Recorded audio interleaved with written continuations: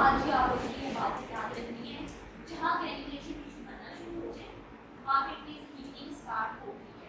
और हीलिंग होती है किसकी वजह से? फाइब्रोसिस की वजह से, कोलेजन।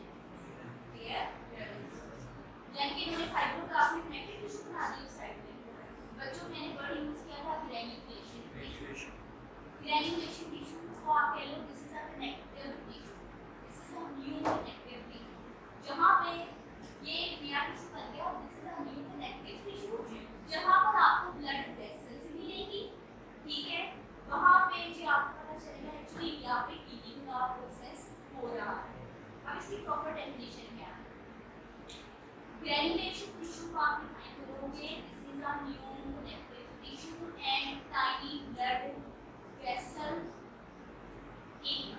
ठीक है, अब इसमें क्या होगा? इधर आपको सेल्स मिलेंगे, यहाँ पर आपको कैपिलरीज मिलेंगी। सेल्स यहाँ पर आपको कौन से मिलेंगे? फाइब्रोब्लास्ट मिलेंगे। यहाँ पे और साथ साथ आपको इन्फ्लेमेटरी सेल्स मिलेंगे। इन्फ्लेमेटरी सेल्स की एग्जांपल है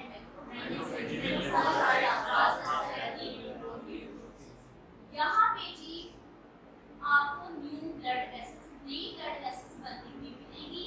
याद रख लो आपके पास ये जो ग्रेन्युलेशन टिश्यू है, this is the hallmark of healing. ये आपको बता रहे हैं कि हीलिंग हो जाएगी। मेरे पास बच्चों चोट लगी, कोई इन्फेक्शन हुआ, अल्सर हो गया, भाई मुझे कैसा पता चलेगा कि अल्सर इज हीलिंग अल्सर और नॉन हीलिंग अल्सर? अगर तो मुझे उस पर्टिकुलर साइट पे ग्रेन्युलेशन टिश्यू मिल गया इसकी माइक्रोस्कोपिक स्लिप पर, तो जी this is the healing ulcer. अगर वहां पे मुझे ग्रेन्युलेशन टिश्यू नहीं मिला, this is the non healing ulcer. अब इसके लिए मुझे करनी पड़ेगी हिस्टोपैथोलॉजिकल एग्जामिनेशन। ठीक है, जब मैंने माइक्रोस्कोप के अंदर इस पर्टिकुलर एरिया को देखा, ठीक है, तो यहाँ पे मुझे मिलेगा एक ट्राइएड, TRIAD, यानी कि तीन फीचर्स इधर मुझे नजर आने वाले हैं। ये एक अलग से क्वेश्चन आते हैं, इससे वाइवा के क्वेश्चंस भी आते हैं। ठीक है बच्चों, यहाँ मैं आपको बताने जा रही हूँ कि ग्रेन्युलेशन टिश्यू के फीचर्स बेसिकली क्या होगा। ट्राइएड बताने जा रही हूँ। ये मुझे कैसे पता चलेगा कि ये ग्रेन्युलेशन टिश्यू है?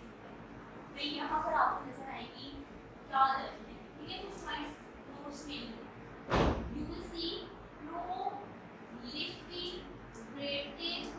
blood vessels, यानी यहाँ पे न्यू ब्लड वेसल्स बन रही है।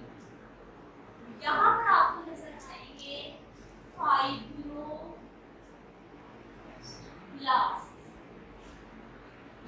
बड़े फीचर है क्या भाई? यहाँ पर आपको नजर आएंगे क्रोनिक इन्फ्लेमेटरी सेल्स। क्लियर? अच्छा जी, अब इसको डिस्कस करें बच्चों। ग्रेन्युलेशन साइट पे मैंने कहा आपको नजर आएगी प्रोलिफरेटिव ब्लड वेसल। मेरे पास ये ब्लड वेसल है, ये ब्लड वेसल का ल्यूमन नाली अंदर ऐसे ही है। यहाँ पे मुझे नजर आ गए जी cells, for example RBC. Slide के नीचे मुझे रेड कलर में नजर आएगा ना? यस। मैंने कहा ये मेरे पास फोन ब्लड वेसल है। अब मैं बताने जा रही हूँ, मुझे लेकिन ग्रेन्युलेशन साइट के ऊपर ग्रेन्युलेशन टिश्यू में प्रोलिफरेटिव जो वो ब्लड वेसल्स जो बन रही है, ग्रो हो रही है, मिल रही है, भाई तो ह्यूमन का डायमीटर भी चेंज होगा। ठीक है, और वेसल का शेप भी चेंज होगी। मुझे बिल्कुल इरेगुलर शेप की एनर्जी मिलेगी मेरी ब्लड वेसल।